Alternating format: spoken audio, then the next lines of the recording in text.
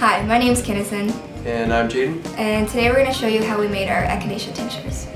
First, we're going to tell you a little bit about what Echinacea is, and then we're going to tell you why it is useful and why we use the tincturing method that we did.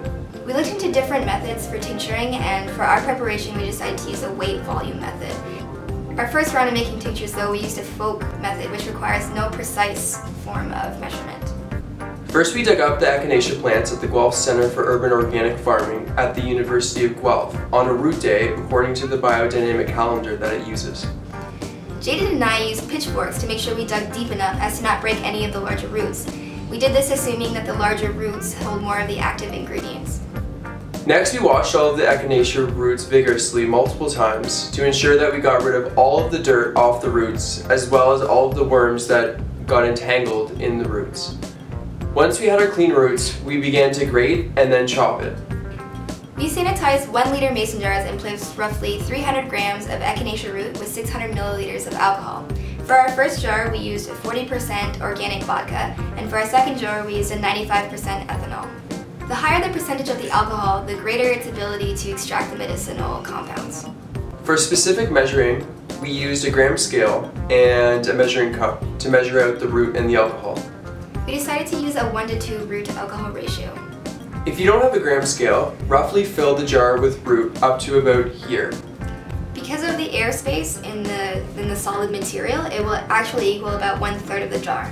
So when you fill the rest of it with alcohol, submerging the root, this will be about your folk measurement or your folk method of a 1:2 ratio. From here, we made sure to clean off any remnants of roots or alcohol along the rim of the jar to ensure a nice tight seal for storage. So once your jars are sealed, make sure to place them in a dark and dry space, like a closet, to avoid any exposure to sunlight. Remember to shake and invert the jars once a day to ensure that you're getting rid of all of the air bubbles that may get trapped in between the roots, as well as to ensure that you're maximizing the contact between the root and the alcohol during the extraction process. In 1 month's time, or in 1 moon cycle, you'll have a finished tincture. Use a cheesecloth to strain out the root or any leftover solids. Most people, when they feel the cold coming on, will put a couple of droplets into their tea or into their water and use it multiple times a day as a preventative method. Your tincture can be used as an antibiotic, antiseptic, immune stimulator, blood purifier, and to produce sweat. It can help stimulate proper digestion, and as a mouthwash, it can be used for the treatment of painful gums and toothaches.